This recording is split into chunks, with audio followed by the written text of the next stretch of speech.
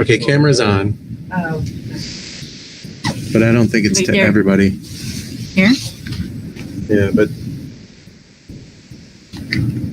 Oh, it's on. Yeah, but.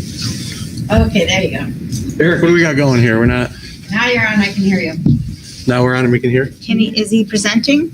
Camera's on. Yep, people are writing, they can see and hear you. Okay, Can great. they see the presentation? It was just Yeah, your- we're back No in business. presentation right now. So we have to share this. That's why. I don't think it's to everybody. I just heard myself. How do I They present can that see and screen? hear you now. Present now. Tired, yeah.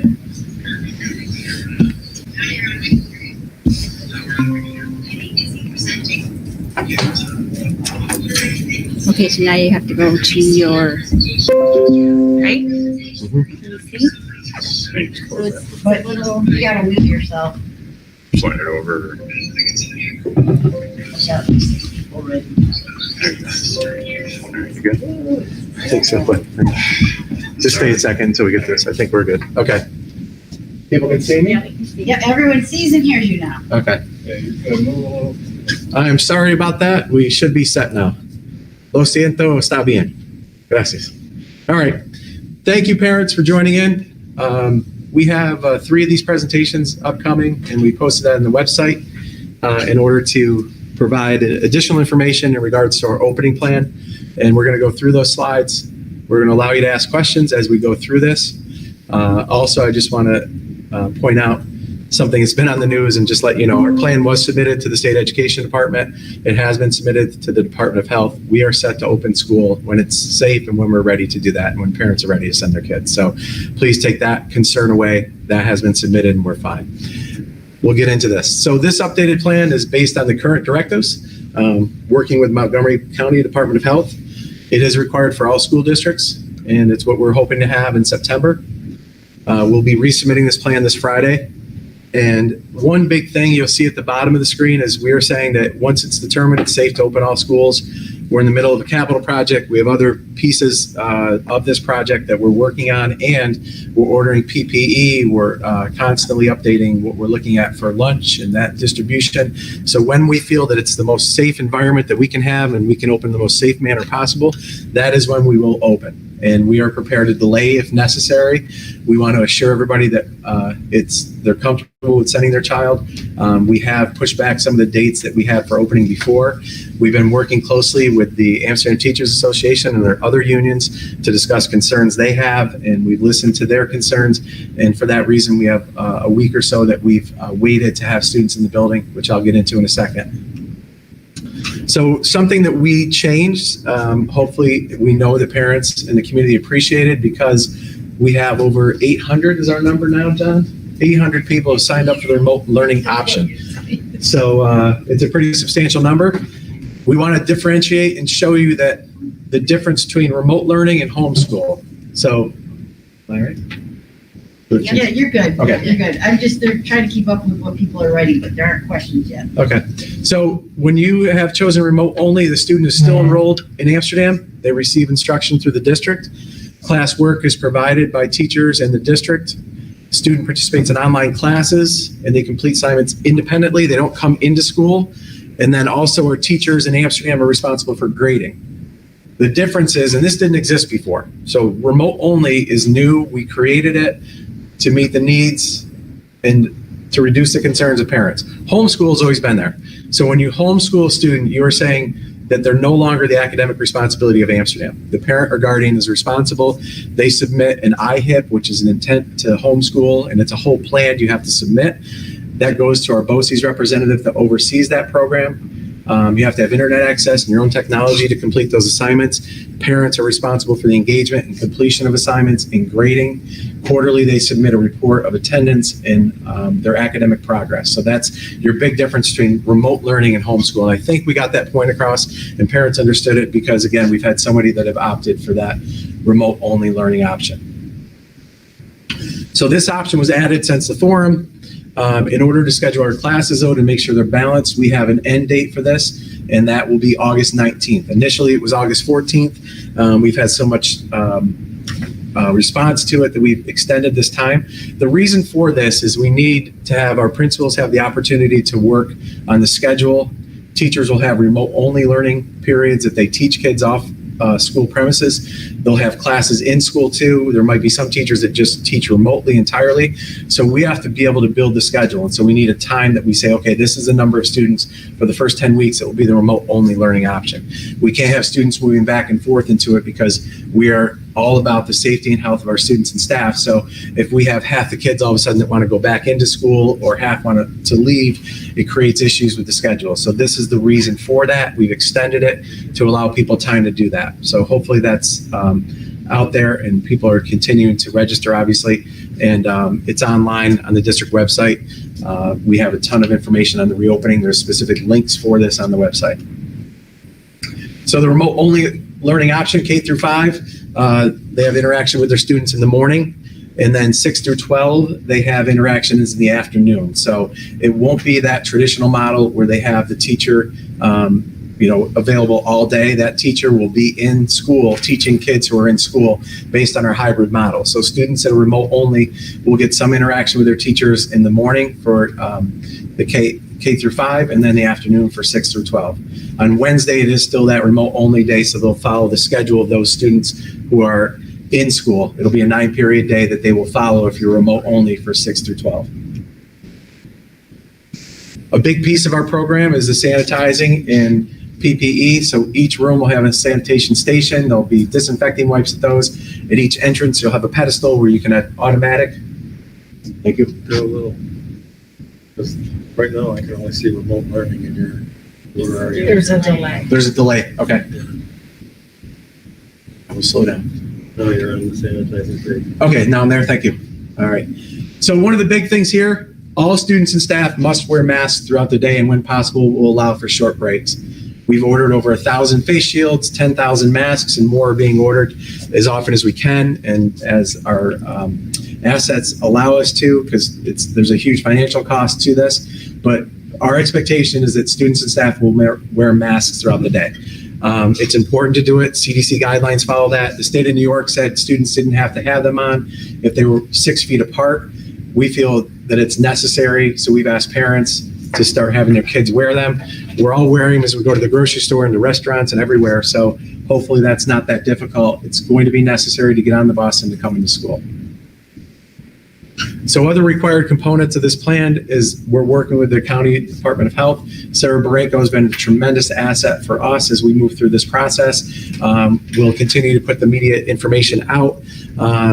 We are working on designating a quarantine room for students in each of the buildings that have symptoms of COVID-19. We've also looked at adding additional LPNs. We know our nursing demands are going to be that much greater this coming year, so we're staffing that as well and really thinking through all the components of this and what we need to do to create a safe environment.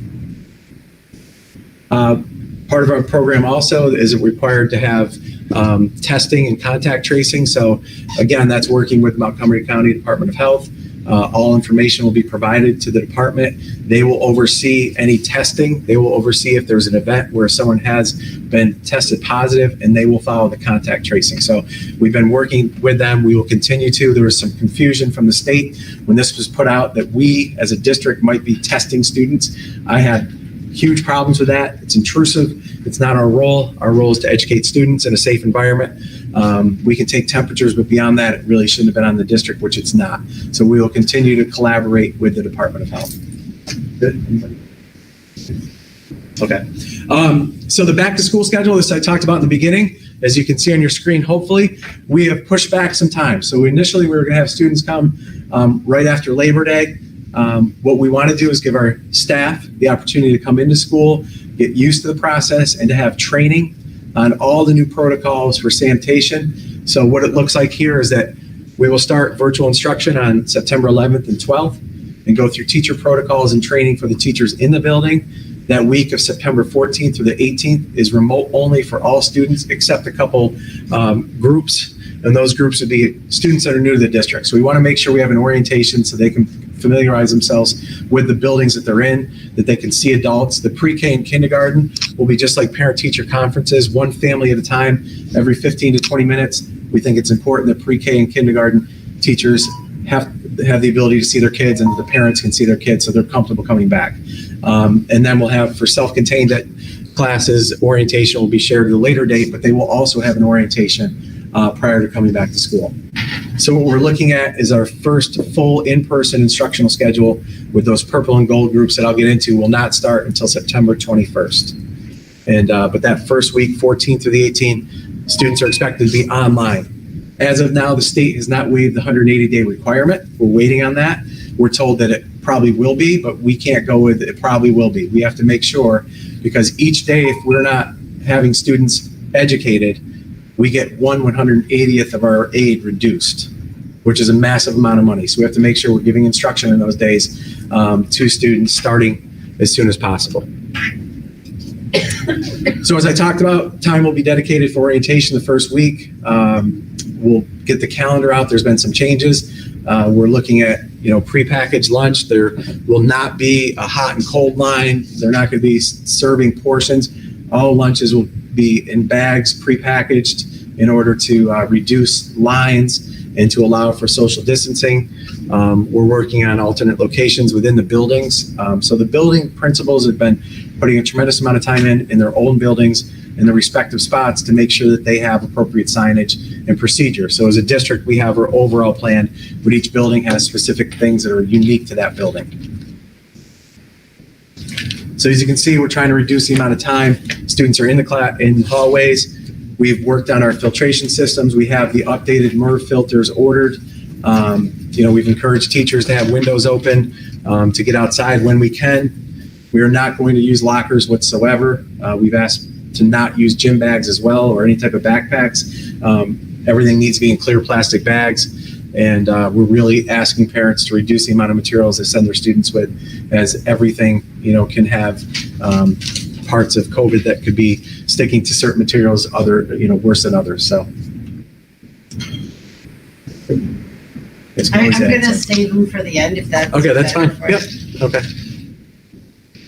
So behavioral expectations, this is a really big component, and I've heard this from my own kids.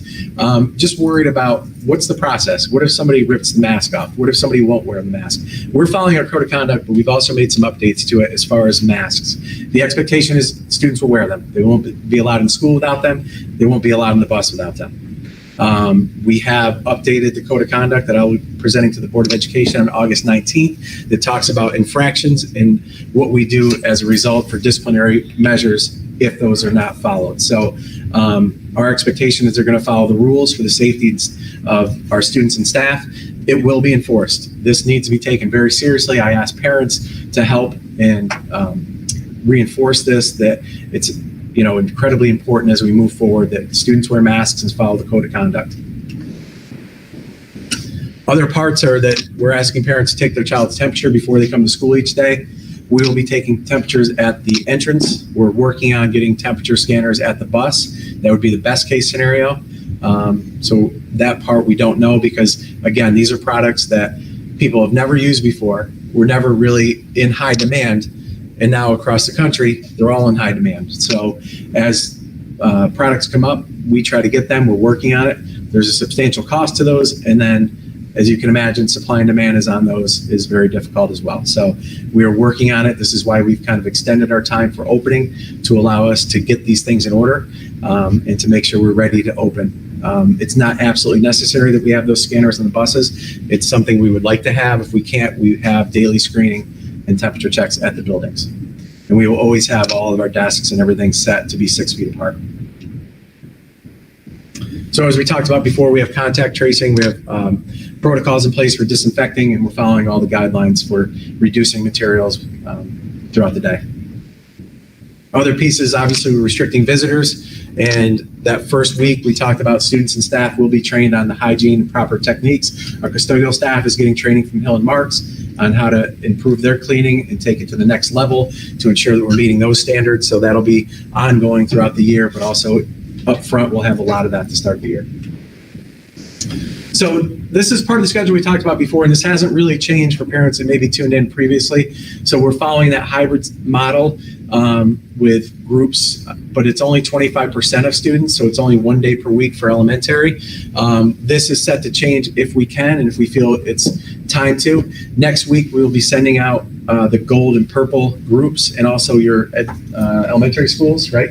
We're waiting, so that'll come out next week. We've been holding off on that because there's been some changes. We're making sure we're balanced because we have so many students opting for the remote-only learning option.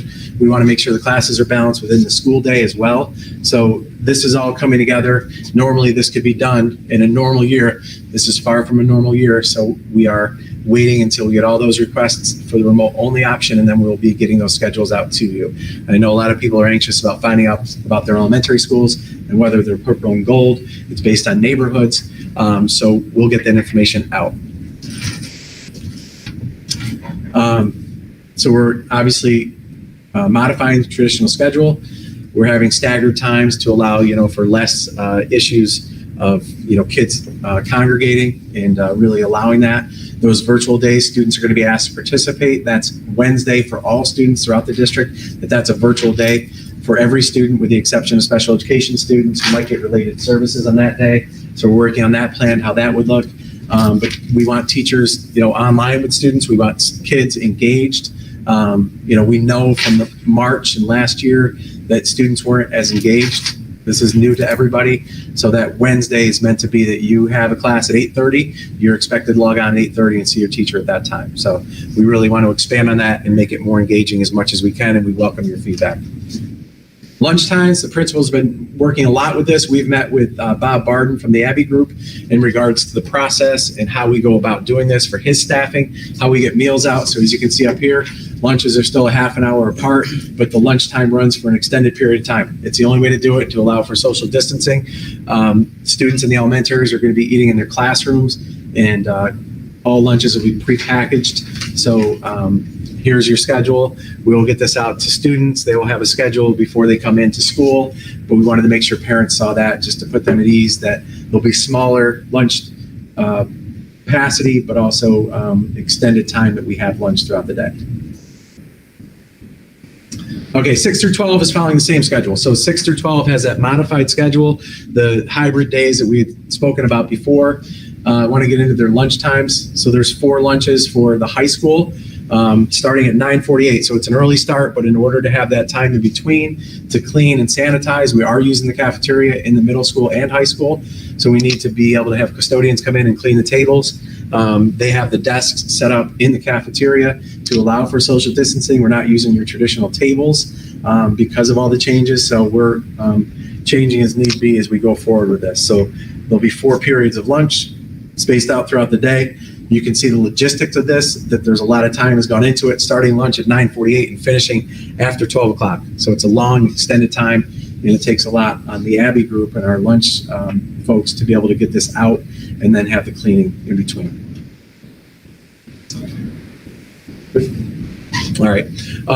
Alternate days, we talked about purple and gold group. You'll be getting that in the next week or so to find out what group you're in. And, that'll reduce the instructional spaces. And then that remote learning option is also going to change that model as well. So students with underlying health conditions, we've asked you to either contact the building principal of your respective classroom or the CSE office. We'd ask for documentation of what needs to be changed for that, for any underlying health conditions. We've done the same thing with staff that might have them as well. We understand it. So please just send in that information so we have time to adjust and meet those accommodations. Anything for that? Nope, we're Good? Okay. Michael, let's talk about special education. Sure. I mean, I can too. No worries. So certainly all our students in special class, K through 12, our goal is to program for those students in person up to 5 days a week. Wednesday may be a day for related services. We're just looking at the data on that and certainly the feedback from parents and the remote only option. That is one thing that we are looking at for sure.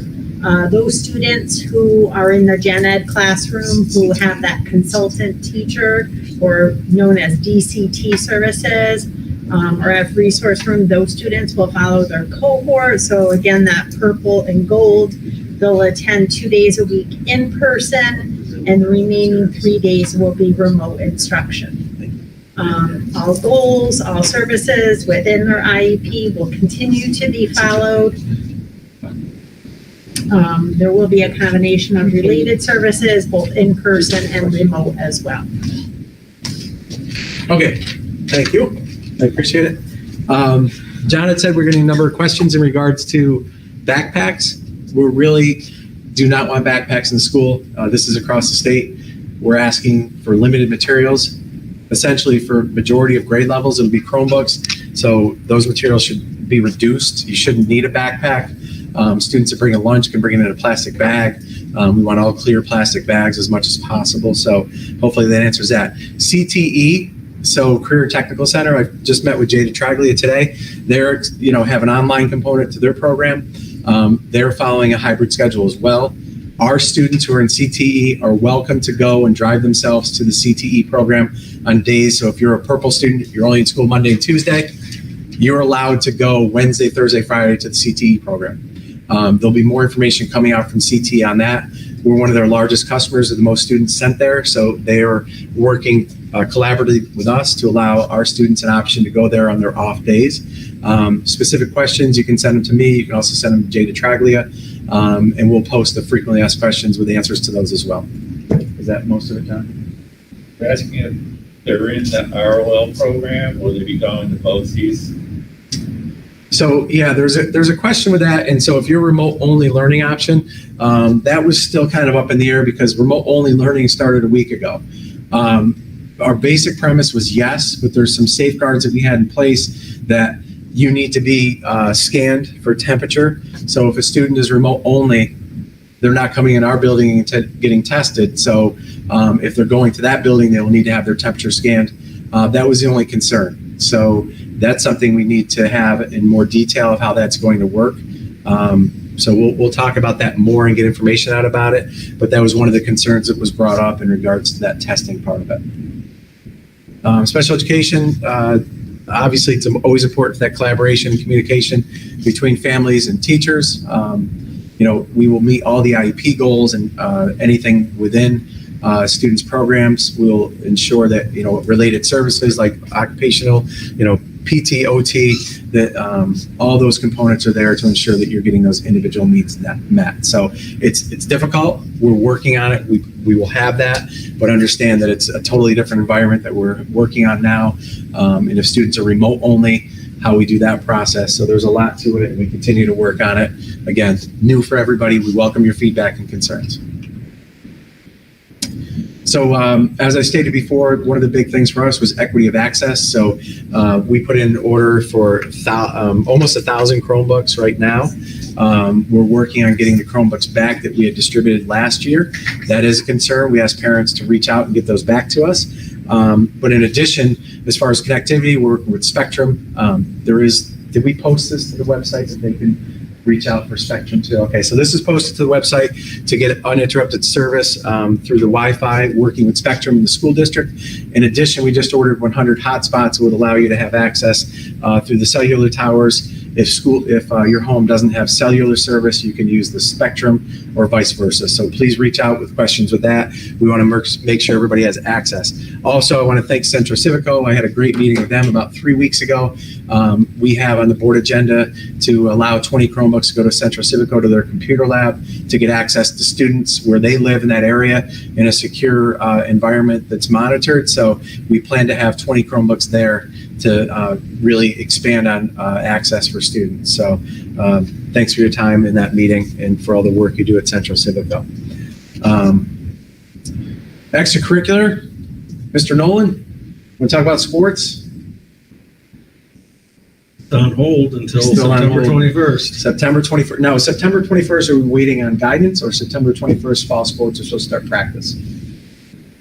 When I spoke to the New York State Public High School Athletic Association earlier today, they are anticipating starting practice on September 21st. Okay, great. There may be, they've asked for coaches to be able to work with their kids prior to that date, but as of now, there has been no feedback from the governor or state ed. So right now, we're looking at a potential start date of September 21st. Great, thank you. Extracurriculars, that's another piece. Programs after school for students and clubs. Those that can be done remotely, we'll look at if staff is able to. So that'll be on a case-by-case basis, and we'll try to do all we can, because I'm a huge believer and supporter of those programs, and we want to have those back. And I would like to expand the offerings. Right now is not the time for it, but as much as we can, we'll look into that.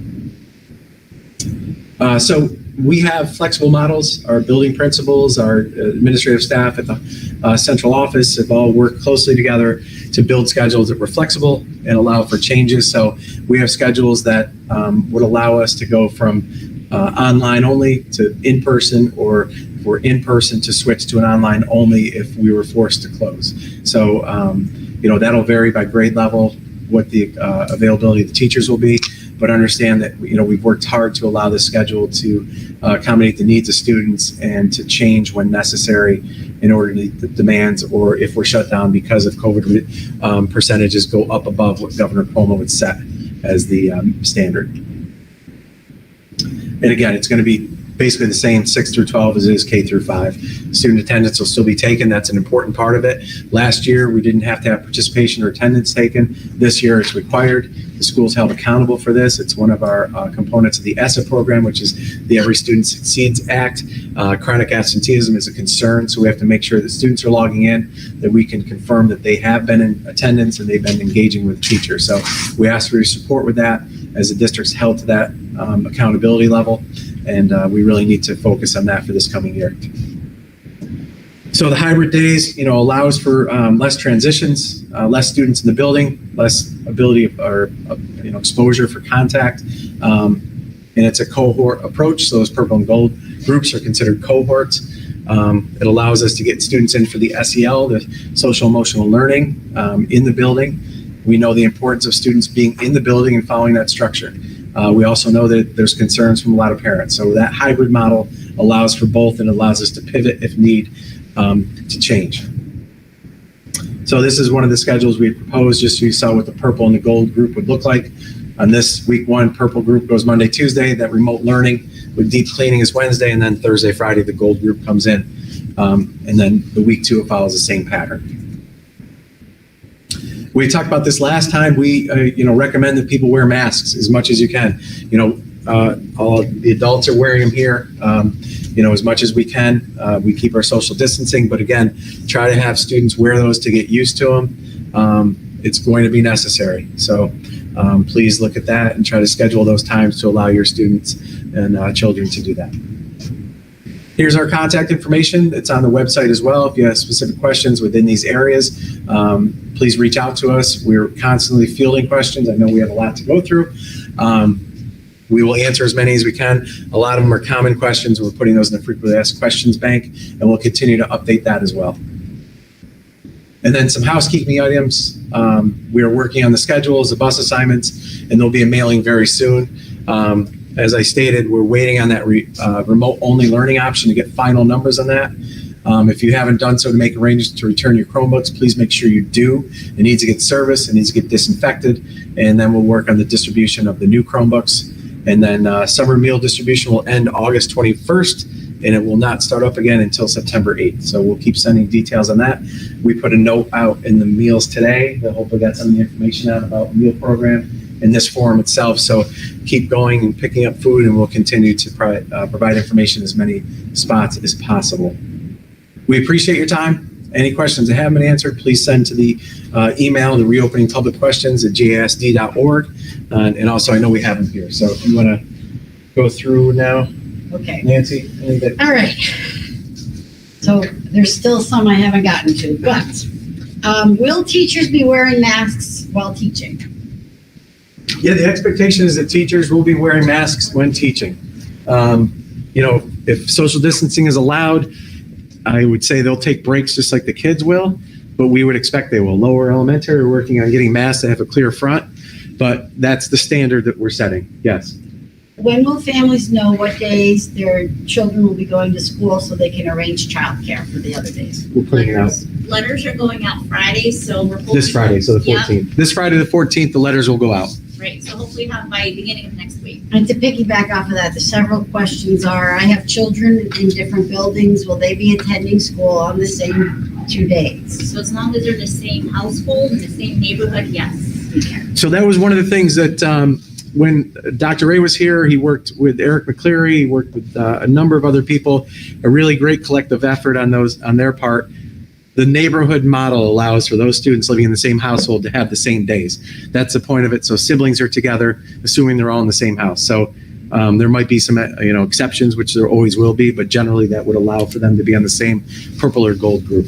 Okay, so piggybacking on that, we have people confused about if they come to school for 2 days, Wednesdays all online, what do their children do those other 2 days? Okay, so that I can go back to the slide too, but what it is this hybrid model. They are in for 2 days, but you'll see that in the afternoons for the 6 through 12 and in the mornings for K through 5, they are allowed time to see their teachers for an hour. And it's not perfect, but it's limited staff, and that's the way we've set it up. So each day they're able to see their teachers, It's just for a limited amount of time in those days off. So if you're a purple group and you're in school on Monday and Tuesday, on Thursday, Friday, you would see your teacher, if you're in 7th grade, at 1:30 to 2:30 to ask questions. In addition to that, there may be, and there should be, information within Google Classroom that they're able to complete Right.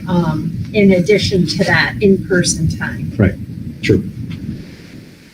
Okay. Can my child, can I purchase a Chromebook for my child and not use the school Chromebook? Yes. Yeah, we encourage parents to have their own devices. On the survey, there was a question for that, and John, we were at about half of the people had their own. Yeah. So yeah, you can certainly have it. We will have a disclaimer put out because when they come on our network, they will be part of our Go Guardian software, which is our filter system, because we have SIPA requirements, which is the Child Internet Privacy Act. So we have to make sure that when a computer logs on to our Wi-Fi network, that it follows the same filter to not allow any obscene material on. So just understand that those devices will have that on there, and there'll be a disclaimer for that. But yes, we certainly encourage that. We know a lot of people have devices at home too, so when they're home, they can work on a desktop or a Chromebook, but they're allowed to bring those devices in.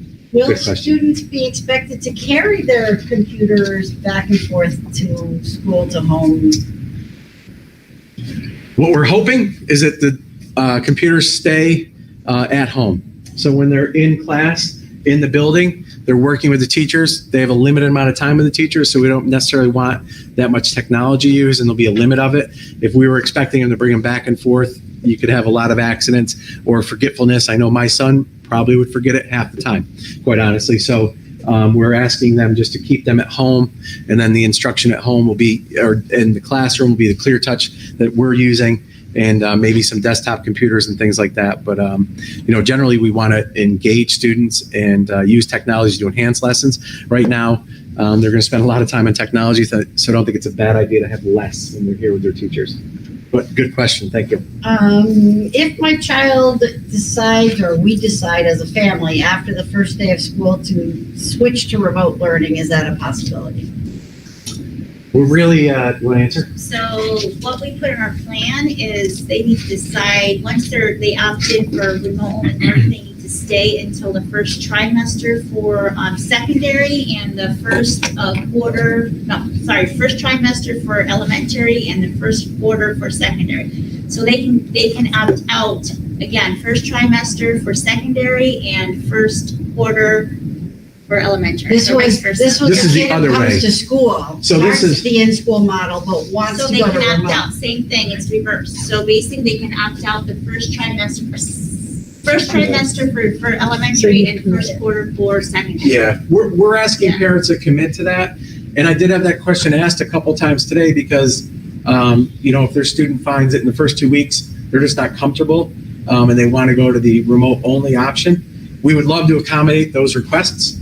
It would be great, but it's going to change all of our balancing. So we could have half of our students decide that, and all of a sudden the option doesn't work. So I'm not saying that we won't be flexible. It is easier to allow a student who's in person to go to remote only, just because it would make the class sizes online bigger, the class sizes in school smaller. And I was just asked that question today, and it's a very good question. Right now, we were not looking to accommodate that. If it's a case-by-case basis, we'll look at it, but we're really asking people to stick with that 10-week because of our scheduling, and we want to balance things out for the safety and health of students and staff. So, yeah, good question. We have confusion over the starting day for school. Okay, we'll go back to that. The times, so the basic part is that students really will not start the regular rotation until the week of September 21st. Prior to that, it's all remote and just orientation for grade levels that are new to a building. And so hopefully you can see that up there. This is on the website as well. So just the basic is that September 21st will be the first rotation where your purple group is going. So if your student ends up being in the gold group, they probably wouldn't start until the 24th of September for in-class, in-person learning. Unless they're a freshman and they would have had orientation. So then I have parents who are asking that because of restructuring, their kid is winding up in a different building. Yeah. Will there be an orientation for that child in the new building? Yeah, We can accommodate. yeah, we can accommodate that. So if they're a new student, Do like a virtual- we could do it virtually. We could do it on a small level if it's a few kids just going to the building. That's why that first like week and a half is really pretty open. Pre-K and kindergarten have those individual parent meetings, but again, we're being cognizant of the fact that we have to keep visitors, to a limited basis in the buildings, and interactions with students. So as much as we can, we'll accommodate that, but more than likely it'd be like a virtual process. But I would say email your respective principal for that building once you get the schedules next week and ask those questions. They might be able to, but I don't want to commit them to it because we're trying to limit visitors. How will we do temperature checking? Will we do that as they arrive? And are we doing any actual COVID-19 testing in school? Okay, so we are not doing COVID testing in the schools. That was something that, and I talked about in the beginning, it was pretty misleading that it sounded like we needed to do that. It's too intrusive. That's not what we do. So we will work with the Montgomery County Department of Health on the testing if we find that a student meets that criteria, that they have symptoms that have reached that point of it could be COVID symptoms. We will be scanning each student as they enter the building for a temperature check. We have individual scanners on order. We also have scanners on order that can do up to 50 students per minute. We haven't seen how those work. We'll have the backups. We also want to avoid having students congregating in large lines too. So, we're really trying to stagger that. The high school staggering which wing of the building gets out for dismissal too. So, there's a lot of pieces to it. But again, it's one of those things we talked about. The costs are substantial that we're taking on. These machines are thousands of dollars. Everybody wants them right now. They're on order. So again, going back to my initial slide where we said if and when we're ready to open school and we can do it in a safe means, we will do that. We want to have a lot of pieces in place that we're waiting on. The plan is here. I feel confident in it. But again, if we don't get those devices and things, we will have to hold off. But we are testing before they come in. Steve Nolan. Wait, Steve's got it. For athletics right now, I'm purchasing a program that everyone can scan and test at home, teachers, faculty, staff, everybody, students. Right now, we're only using it for athletics, but it can be used K-12 district-wide. I have questions about start date. It says about the 9:21 sports starting time. Is that for all sports or? The September 21st is for all fall sports at all levels. Modified varsity, they're all the same. All levels. Okay, because usually it's staggered, right? Not in this case. Not this year, so it's all levels of sports. That's a good question. Yeah. And I did answer that if they read the Okay. things I did answer. There's a lot up there. Okay, so Steve did answer that as well, Mr. Nolan. Okay, so back to my list. John, do you have anything too? John's looking into it, so just. Oh, there's a whole bunch. Yeah. Not anywhere There's near. a lot of questions that we really can't answer in terms of tracing and tracking, because it's that situation happens, we're gonna rely on the health department to instruct us on what to do. Right. They wanna know if children have symptoms, are they gonna be out of school for 14 days? That's all regulated. Yeah, by the so. health department. Yeah, so if we find that a student has symptoms and they get tested, we will work with Montgomery County. They'll get a class list. They will call the parents of the students in that particular classroom. They'll call the teacher. They will arrange for testing. They will see what it met, if it met the criteria that they need that. They will discuss if it's a 10-day or 14-day quarantine. That will be on the Montgomery County Department of Health. So we have that relationship with them and we will work closely with them, but we ultimately will not make those decisions. We will say they met this, temperature check, and they will take it from there. So there's a few parents, a lot of parents, on the fence, and they're wondering if they send their child to school, can you paint a picture of what the classroom will look like? Yeah, it's a good question. So it's going to depend on the grade level. What we're seeing that Mr. McCleary has done for us is majority of the elementaries in the gold groups, first grade is 9 or 10 kids to a classroom, sometimes even less. Middle school's a few more. They're balanced out very well. You will see desks that are spaced 6 feet apart. You'll see limited materials that can be shared. Paper products will be reduced, and students will follow a schedule that 6 through 12, the bell will ring and students will move. There'll be staggered times for them moving to limit the time in the hallways. We'll try to make it look like the traditional classroom as much as possible to meet their comfort levels, but it's not going to be the exact same. But it will be less students. It'll be less passing time and a shorter day, because each day is an hour shorter to allow for those students who are home to get instruction and engagement with their teacher. Also, just from some of the meetings we've had with the health commissioner, maybe talk about some of the things that we've removed from the class, like that we were instructed to take out, like beanbag chairs. Right. There won't be kids sitting on carpets. Right. Or read aloud type thing. Yeah, basically any of your soft materials following the CDC guidelines, we've removed those from classrooms. The bean chairs, the bean bags, carpets, soft materials are out of the classroom. So that welcoming environment that we're used to at the elementary levels and the beautiful carpets that look like the United States map and colors, they're out. So again, I've said this before, we look forward to the new normal when things are back to that, but it's basically soft surfaces are removed. Few lunch questions. Will the prepackaged meals have nutritional information available? People are saying that lunch schedules haven't been posted before, but that's not true. You have to find the spot, and if you need help finding where that is, email me. I can direct you to that. To that, right. And if they bring their lunch from home, can't they bring it in a brown bag? Yeah, brown, Because yeah. that's disposable. Sorry, brown bag's fine. Yes, we were talking about materials, pens, pencils, that type of thing in a clear plastic bag. That was the guidance that we had received. Lunch can be in a brown paper bag. Certainly, that's the easiest to get, and it's disposable.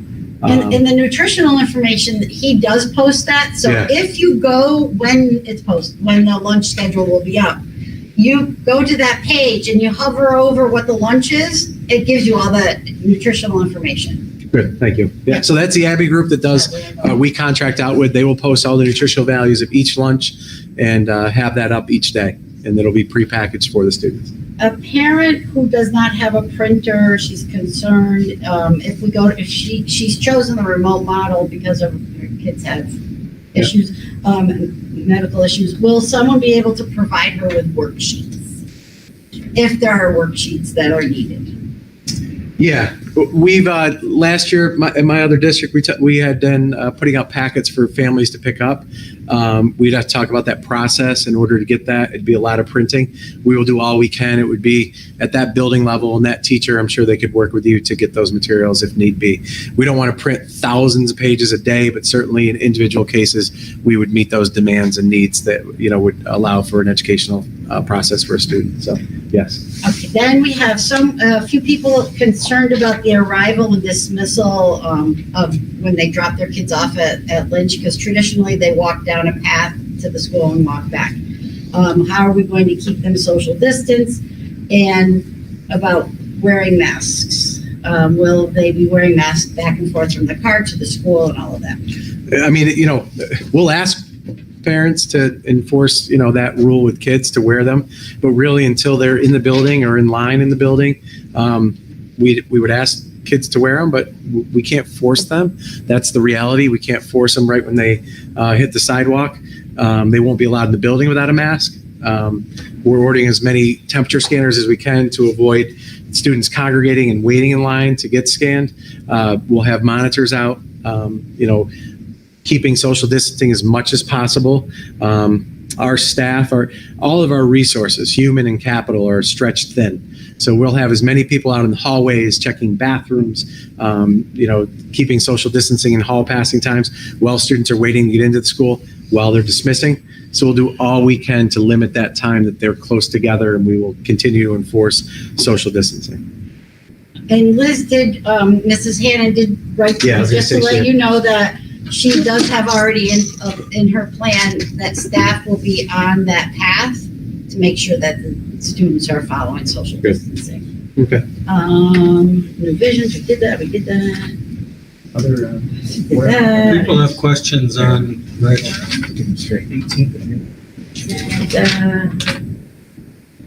Will the remote teacher be the same as the classroom teacher? Do we know that? Remote teacher will be the same as a classroom teacher? Yes and no. It's going to depend on the building. it's going to depend on how many staff members we have that are immunocompromised. So as I gave an example before, you could have a 9th grade teacher with 5 sections of math, where 3 sections are students in the building and 2 might be the remote only learning. So again, that's why we have the remote only option is still open. The schedules are tentative. So as soon as we have all that fixed, we can start putting the schedules out that will show what that looks like. And also we've asked our unions to give us information on staff that they know will be immunocompromised and might not be able to be in the building. So we can make those schedules of who might be the remote, who might be in person. Are students going to be rotating from classroom to classroom, or will teachers rotate? We've talked about both sides of that. More than likely, students are going to be the ones rotating. We talked about the teacher going back and forth, but if we stagger the times that they're moving, we feel that it's a good process. But that is at each building level of what that looks like. So we can get specific information and we'll have that posted, but we've gone back and forth on what the best process would be, but it's going to be by building, by principal to decide that. So many of our families and parents work, and they have concerns about their child being home and they're not there to assist them and they can't log in. What will happen?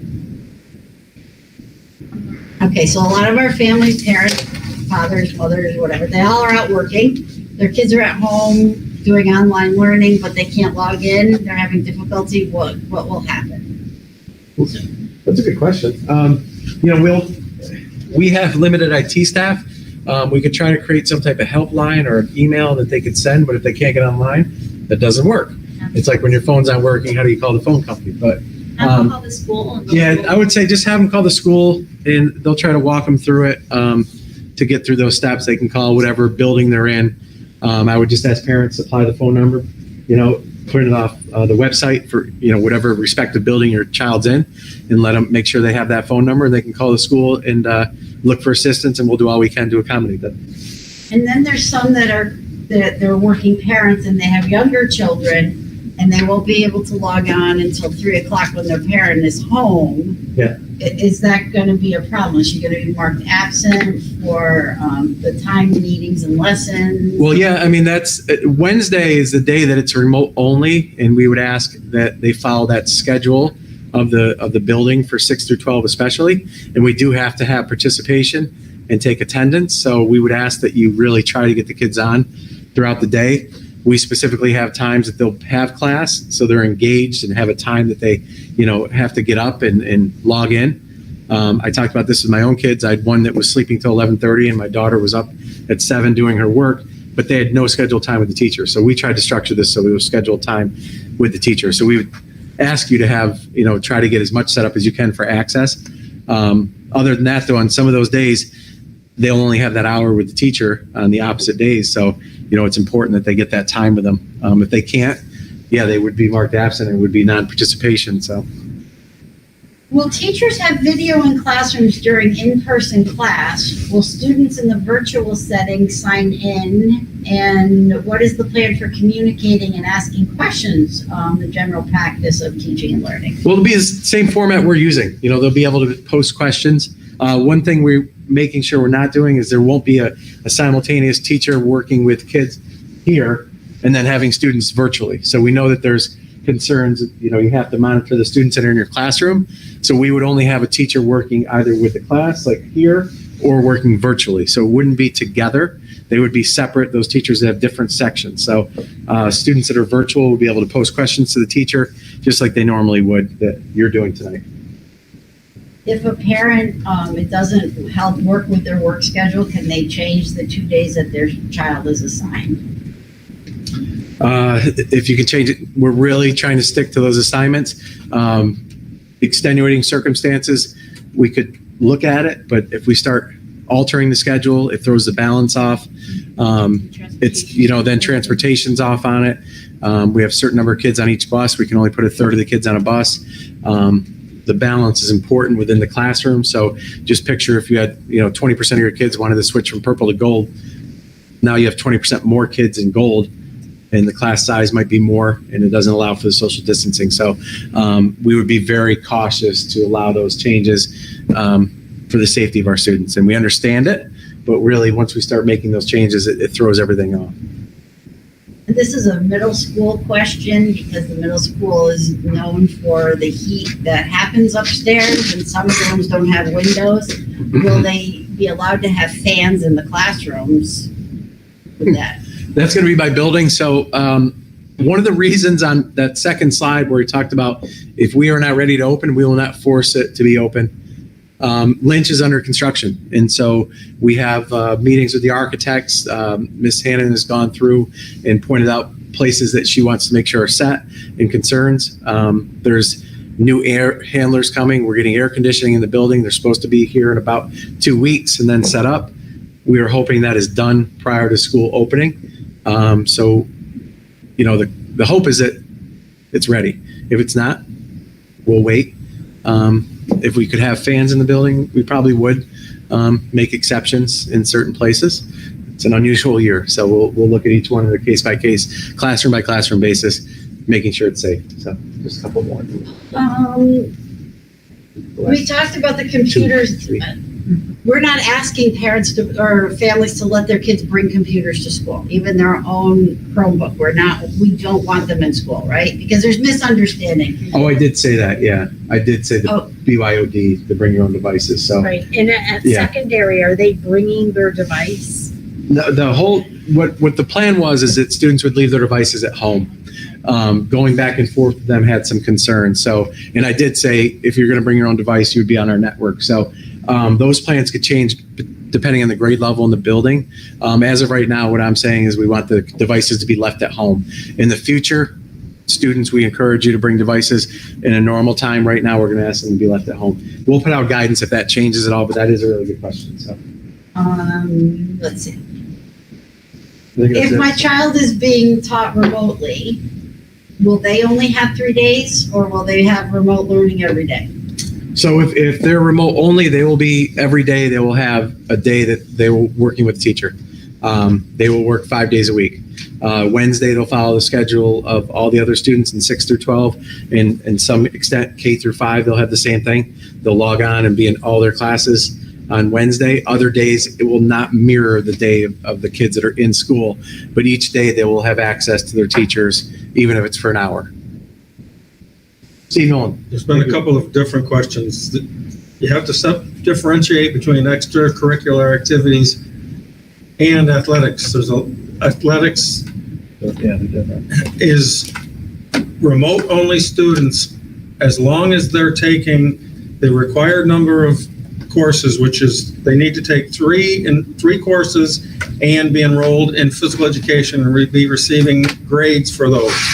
So a remote-only student, as long as they meet those parameters, they have to be registered in the district 15 days prior to the school opening.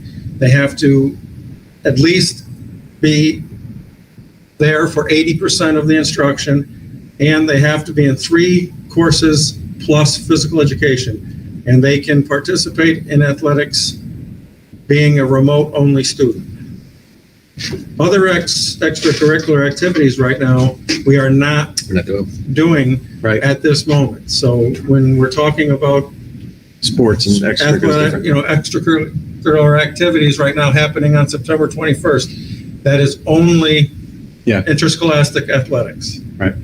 So figure your athletics, your sports, and then your extracurricular like clubs and any other after-school events that were not athletic related. So they're totally different. So thank you. Thanks for the There are clarification. many, many questions that are building specific. Yeah. So I would encourage for the majority of the people who haven't received answers that they email their principal because we won't have the answers. Right. We won't. lunchtime. And so lunch, which we put up the slide for all the lunches of when it is, but specific to your son or daughter for it too. So what I would ask is just hold off on those questions. The schedules are coming out. The buildings your child will be in are coming out. The groups are coming out next week. And as we get the finalized numbers for remote only, we can finalize our schedule. So I would say wait until the middle of next week. Again, we're delaying, as this slide shows you, until September 21st when students are actually in the building. So we're well over a month until that time. So we'll get schedules out next week, and maybe a lot of those questions will be answered. If they're not, I would say talk to your respective building principal, and they can answer those for you. So, okay. There are a lot of questions. Yes. And maybe they can email them and we can be prepared for our next, Parent forum. parent. Yeah. We can have them. Yeah, so just keep emailing those questions, and we're trying to keep these to an hour, which we've hit, so thank you for your time. The next event that we have for the forum is the 18th of August, and we're doing that at noon. So we're trying to change the times. We did a 5, we did a 6, now we've done this at 4. We thought maybe at noon, parents that are working might be able to take their lunch and see this. They're also recorded and put on the website. So the 18th at noon, and the last one will be the 19th at 5 o'clock. Send your questions in, we'll answer those. If we have a lot of the same ones, we'll start this presentation off or have it at the end that this was a common question that was asked 30 times. Here's the answer to it. And again, a lot of those will be building specific. So we appreciate your time. Thank you for listening in. Have a great night. Stay healthy. Stay safe.